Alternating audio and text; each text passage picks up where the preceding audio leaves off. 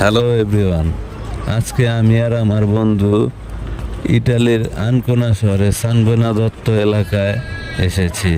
এসে দেখলাম এখানে সাপ্তাহিক মেলা বসে, আজকেও বসেছে। এই মেলায় দৈনন্দিন জীবনের সব কিছুই পাওয়া যায়, কাপড় চোপড় থেকে শুরু করে যা কিছু আছে, এমনকি ফুলের গাছ, বিভিন্ন প্রকার গাছও পাওয়া যায়। দেখে খুব ভালো লাগলো। আমাদের বাংলাদেশেও এরকম মেলা হয় আমি শুনেছি, দেখেছিও, বাট কখনো যাওয়া হয় নাই। সেই মেলাটা হয় শনিবার দিন হওয়ার কারণে সেই মেলাটাকে সবাই শনিবারের মেলা বলে। এখানে এসে দেখে খুব ভালো লাগলো।